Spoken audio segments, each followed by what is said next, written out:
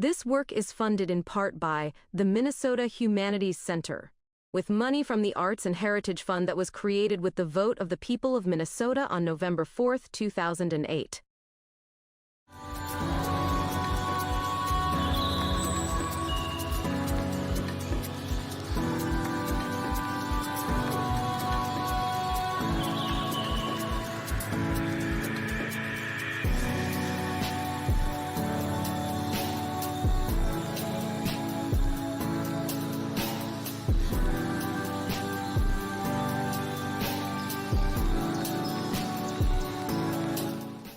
Hi, my name is Mark Hughes. Welcome to Disability Viewpoints.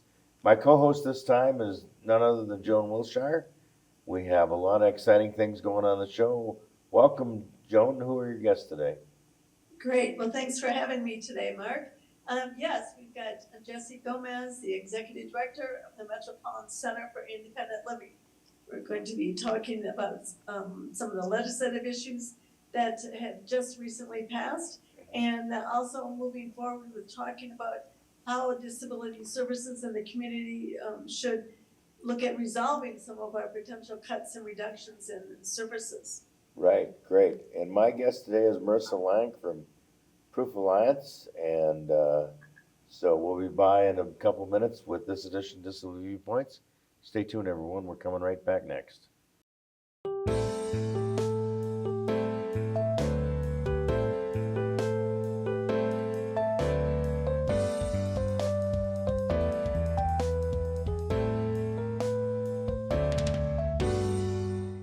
We have somebody from Proof Alliance. Her name is Marissa Lang. We welcome her to the show. And Marissa's got a lot of things to talk about because Proof Alliance is 25 years or better. So we got a lot of things to talk about. So we'll get going. First of all, the basic question is, what is really FASD and what does Proof Alliance do? Yeah, so FASD is fetal alcohol spectrum disorders. It was first diagnosed in the 1970s.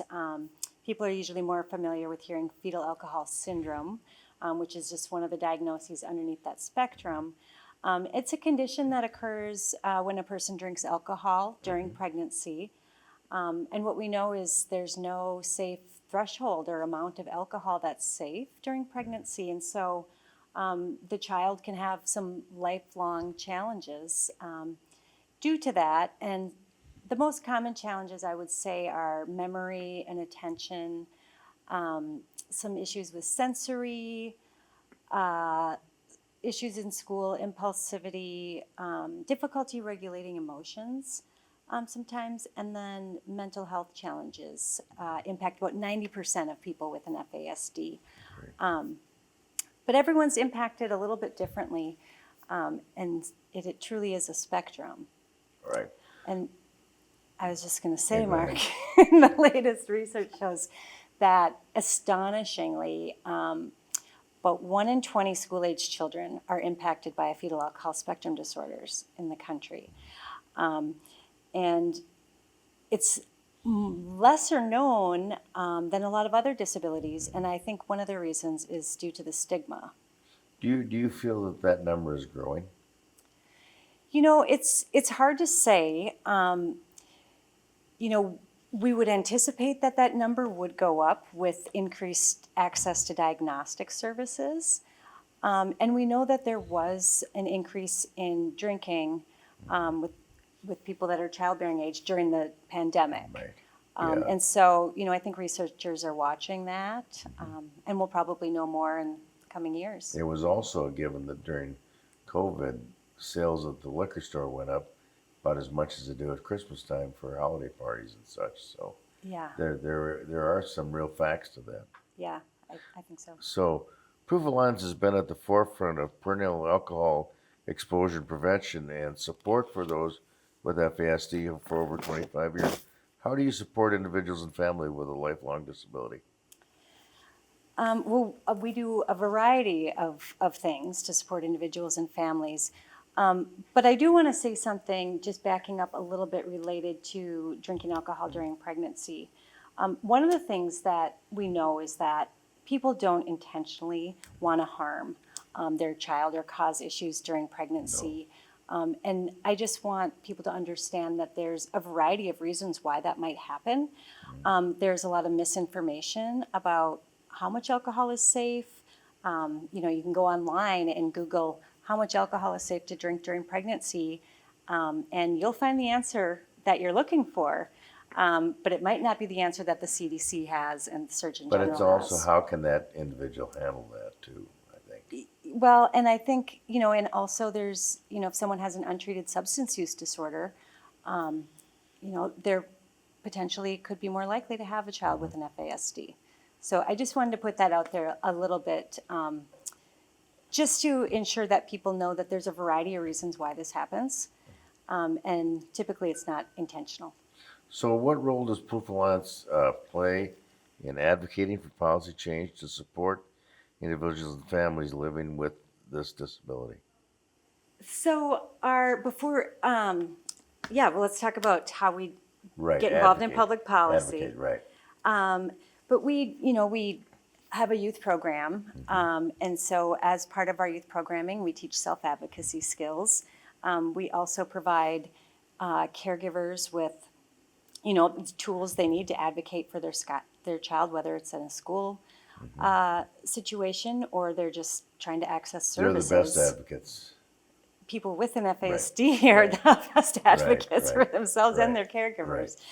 But we, typically we'll do a survey of our constituents to identify gaps in services, needs in the community, so that our public policy and legislative agenda is really driven by our community. And that's how we're identifying our priorities. And then in addition to that, I think we work collaboratively with other folks in the disability communities, on coalitions and different things. And I think that's where we learn a lot of, public policy changes. I think we need to do more of that now as times are kind of changing.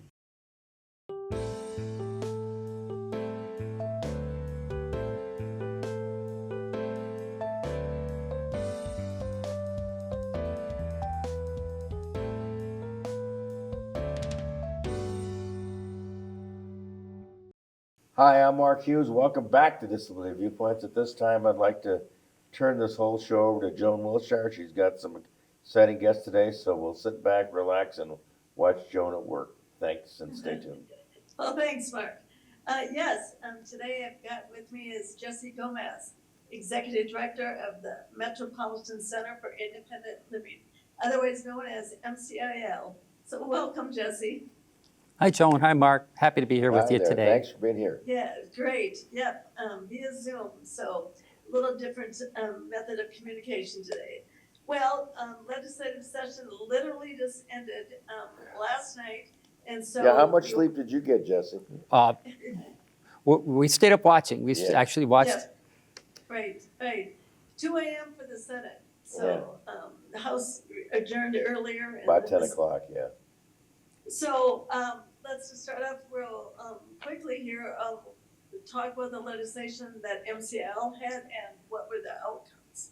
Well, we're very excited that as a Center for Independent Living, there's 8 centers in the state of Minnesota, and most people don't realize that these are statutory nonprofits by Minnesota Statute 268A-01, Subdivision 8, Centers for Independent Living.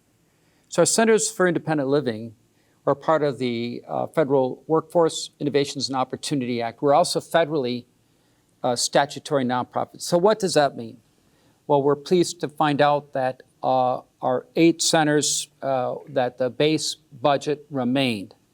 So that means our 8 centers are able to play the big role in advancing independent living throughout the entire state of Minnesota. That's a big win for us as well.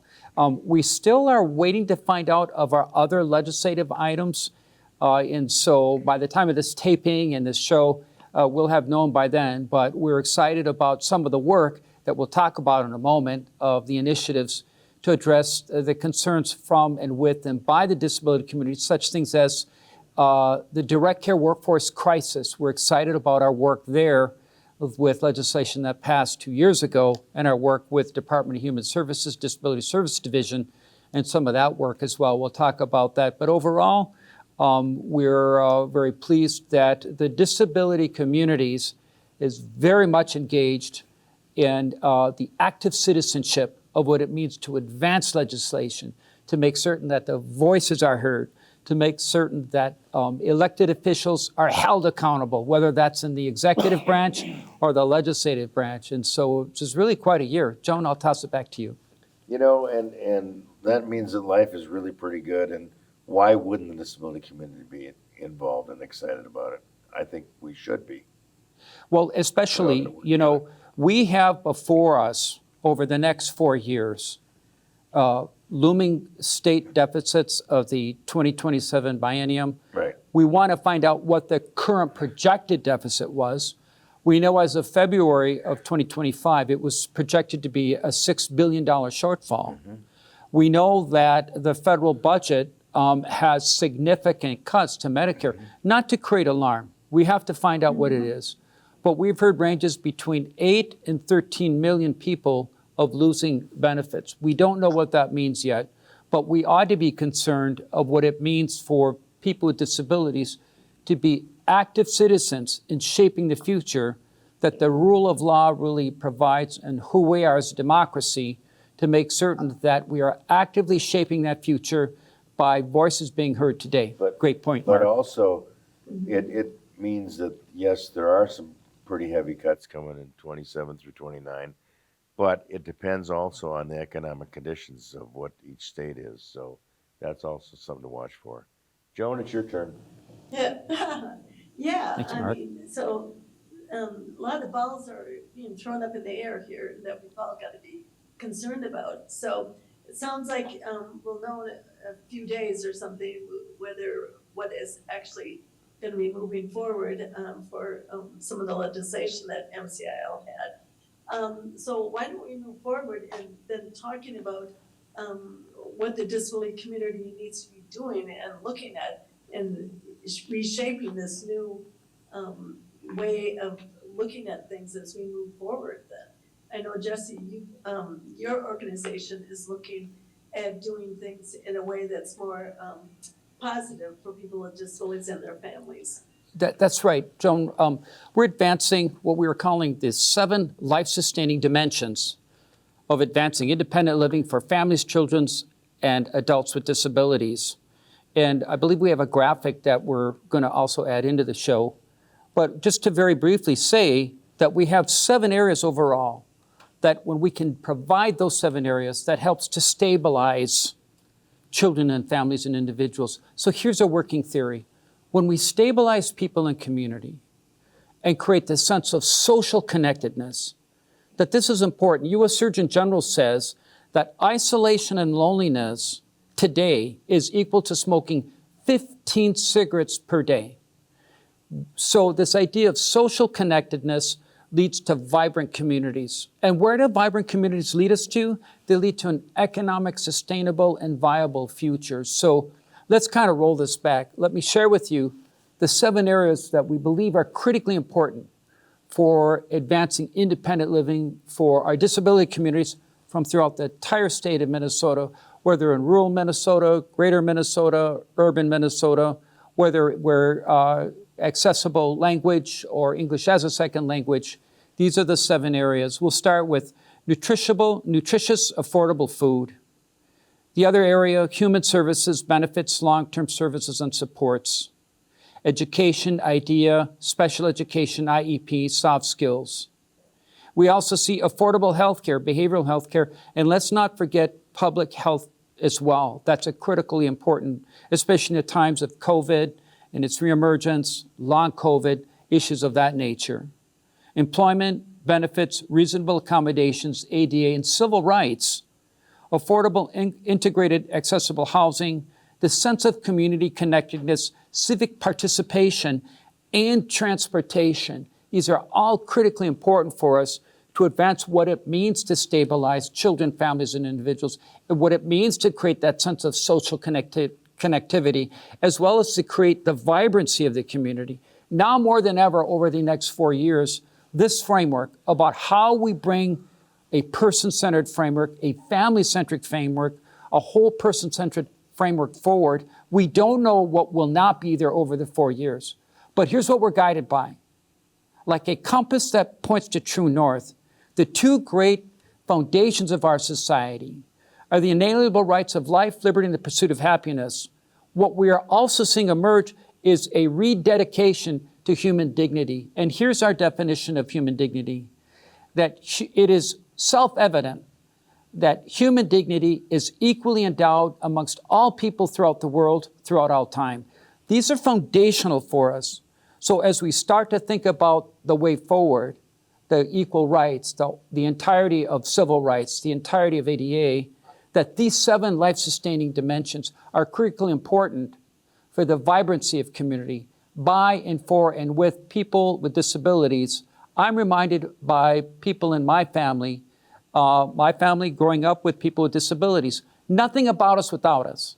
So I'm happy to be here to work with the disability communities throughout the entire state to make certain that when it's said that a budget deficit perhaps is due to special education or long-term services and supports adults with disabilities, that we push back on that. A deficit's due to the economy, a deficit's due to revenues, and a deficit's due to a whole lot of things. And you just can't say it's due to one group. And that's what we have to fight against to make certain that people's voices are heard in the state of Minnesota right now and over the next 4 years and throughout our country as well. You know, as we go on and as we have to work harder and smarter now, it might turn around and bring our community closer together because we're all working for the same goal. And I'm not sure on that, but I hope it does. I really do. Mark, can I add to that? Yeah. You know, December 10th, 1983 was a big day in the state of Minnesota. Do you know why? Because my mother, as Human Rights Commissioner for the state of Minnesota, instituted 42 years ago, Minnesota Human Rights Day on December 10th. My mom had a saying, we're one race, the human race. And what you're saying is critically important is because of this. There's a universality of the human journey that we all share. It's a funny thing that our journey is one and the same. The question is why? And the answer is because our human nature is exactly one and the same as Homo sapiens. We all have hopes. We all have dreams. We all seek a better life.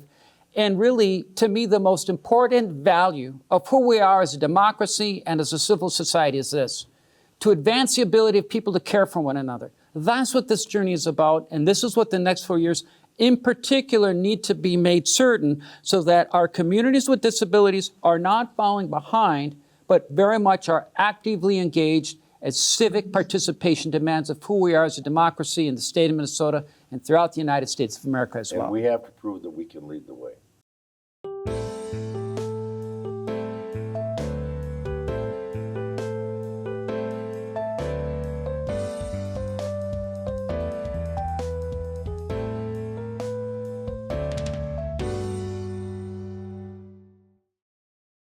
Welcome back to Disability Viewpoints. At this time, I'm going to toss Disability Viewpoints over to Joan Wolfshire. Joan, take it away. Well, thanks, Mark. We've got an exciting few minutes left of the show, and we want to talk about the 35th anniversary of the Americans with Disabilities Act, otherwise known as the ADA. And then we want to talk about the most important issue, the 35th anniversary of Access Press. That is our Minnesota-owned newspaper, and it's the only disability newspaper in the nation. We are so proud. We've got Jane here today to talk about both of these issues. And so I'm going to say welcome, Jane. Thank you for having me, Joan. Yeah. I'm Jane Larson, and I am proud to be on the board of Access Press, serving as president She's this a year. superstar. Great. Well, thanks for being here. Well, why don't we jump in and start talking about Access Press turning 35. Huge milestone, just huge. So what can you say a little bit about the newspaper in terms of, what does the newspaper really do for the disability community? How would you sum it up with what is Access Press? Well, Access Press is Minnesota's disability news source, and we focus on the state of Minnesota.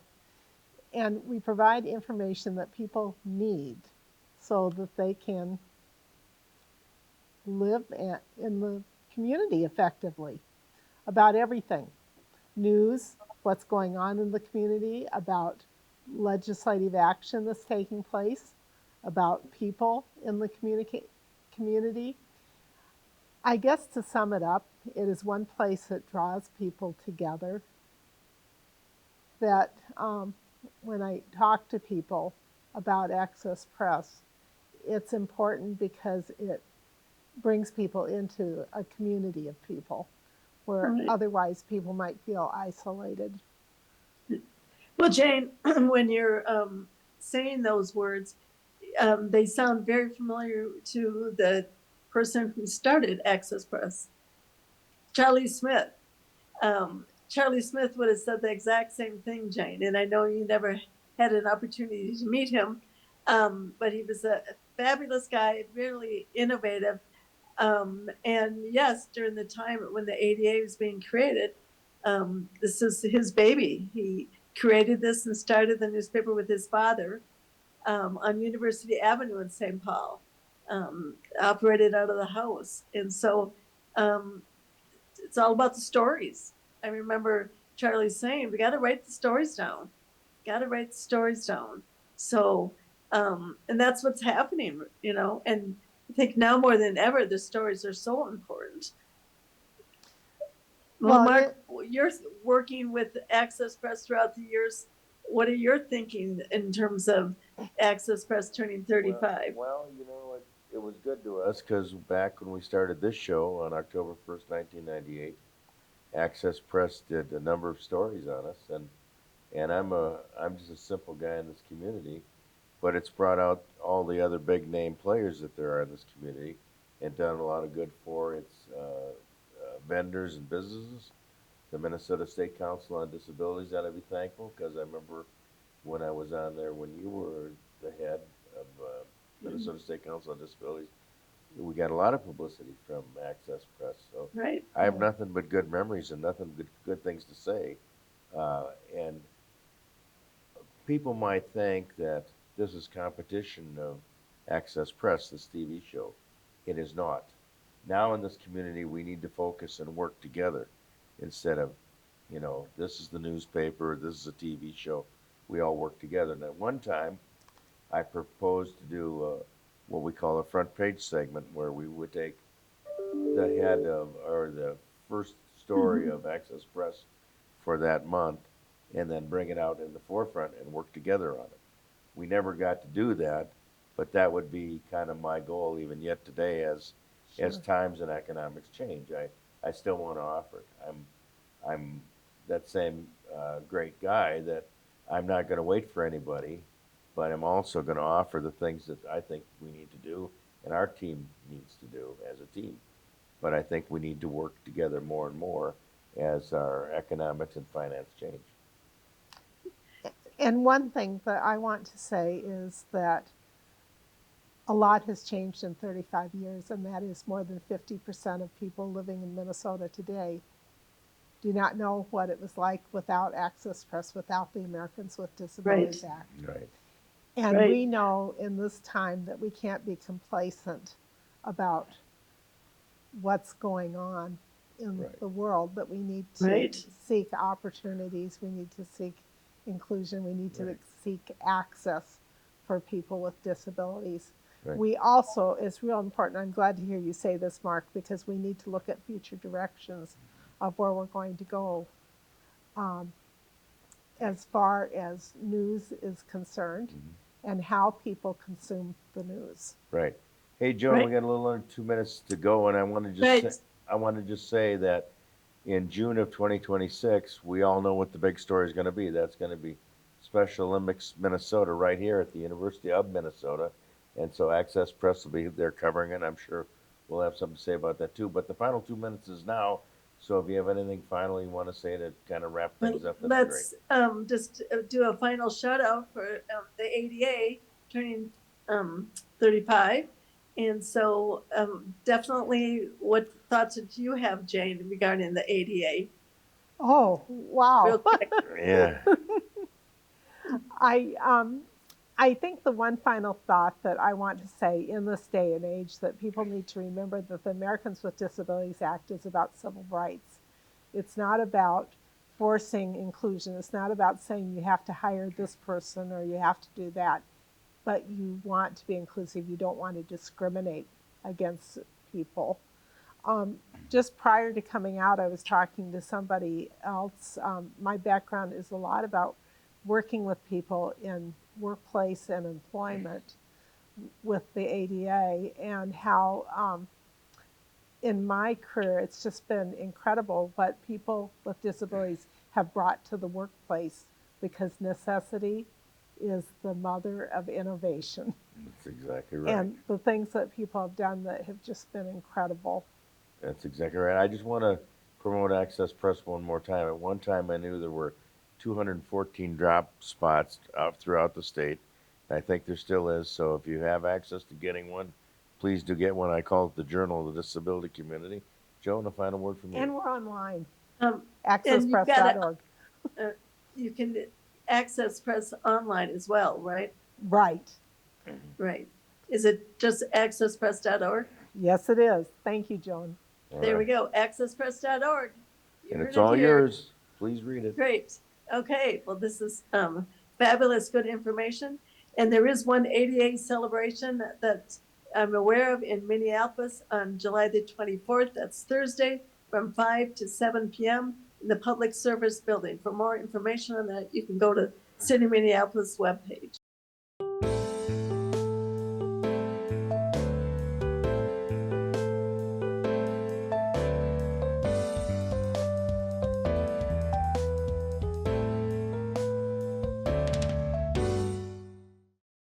Okay, hey, Joan, that concludes our show for this time. Jesse Gomez was great. I'd like to thank Marissa Lang from Proof Alliance. And what did you think of the show today, Joan? Yeah, fabulous. I think we certainly were learning a lot about what issues were passed that are going to impact the disability community this past legislative session. And then, of course, moving forward, we've got to really think about some of the issues that Jesse had brought up of how we can strengthen and move the message forward for the disability community in these tough times right now. Outside the box. And next time you're on the show, Joan, I hope you're in the studio with me. But it was great seeing you in the field there. Great. So everybody, thanks for watching. That does it for this edition of Disability Viewpoints. I'm Mark Hughes. We'll be back soon. Thanks for watching. Bye for now.